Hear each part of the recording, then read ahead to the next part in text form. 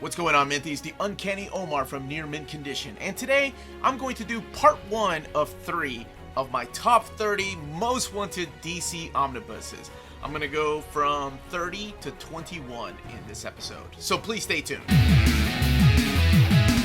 And welcome back, Minties. Now this has been a long time coming. I did my top 20 Most Wanted Marvel Omnibuses, and I figured I had a lot more Most Wanted DC Omnis because they just don't print as much as Marvel. There's a lot of stories left out there, and I'm curious to know what you guys think too, so leave those comments down below. Maybe wait until part 3 though. So every week I'll be dropping one of these. Today I'll be focusing on my 30 to 21. It is a countdown.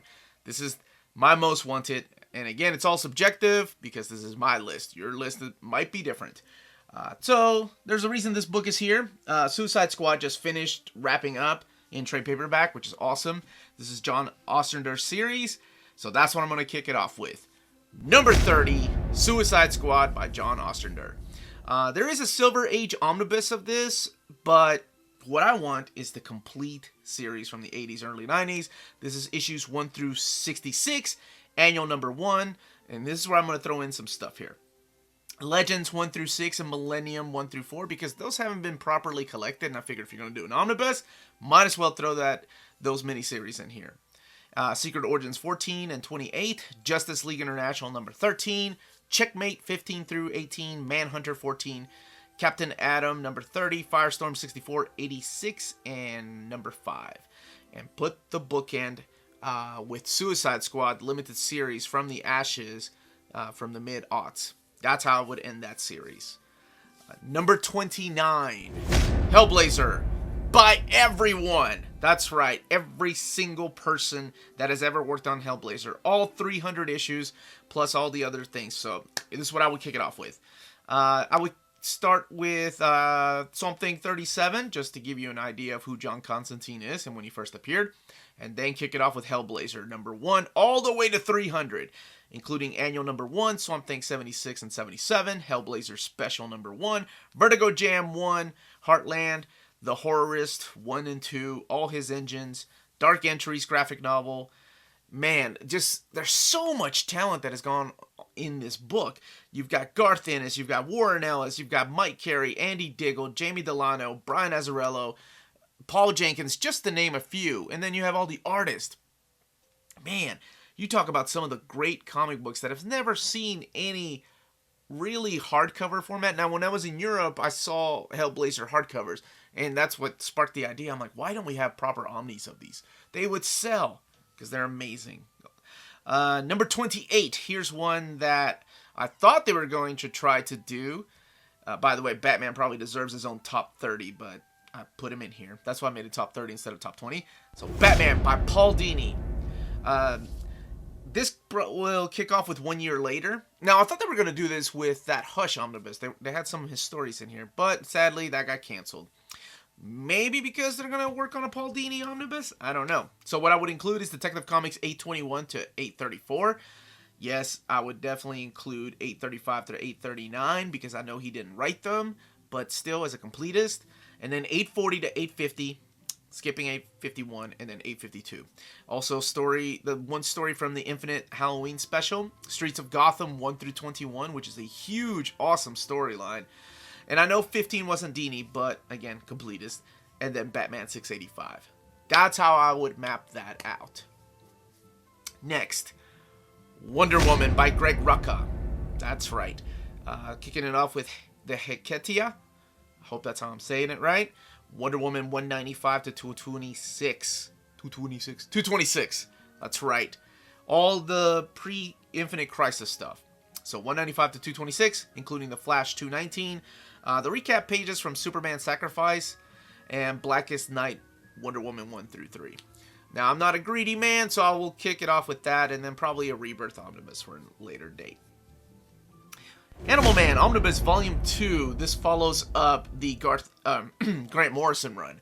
So I would include Animal Man 27 through 79 and annual number 1. You have talent like Peter Milligan working on this, Jamie Delano, and you have the phenomenal Steve Dillon on art. So that's what I would love to have. Okay, we're at the halfway point here. So now's a good time to remind you to hit that like button. And also check out our Redbubble where you can get cool stickers like this or t-shirts. Not like this. Damn. Number 25, The Warlord by Mike Grell. Now, probably not the only time you'll see Mike Grell's name on this list. And I know he only wrote up to issue 71, but I want all of it. We can worry about the 90s series later, but for right now, I would collect first issue special number 8, then issues 1 through 133, the 6 annuals, and I think 131 or 130 was the first Liefeld work, if I'm not mistaken. So you're cashing in on Conan and all the hype that's going on around there. Even Red Sonja is getting her own Dynamite Omnibus. So this would be from the years 1976 to 1988. I just remember I have fond memories of finding Warlord at yard sales for like 10 cents and buying just a bunch. And it's kind of my first dive into this barbarian world. But yes, Warlord for sure by Mike Grell. Moving on to number 24, Jonah Hex by Palmiotti and Gray. This is a really cool Western. I wasn't a fan of the Westerns in the 60s and 70s. But I really enjoyed the stuff that that Jimmy Palmiotti wrote.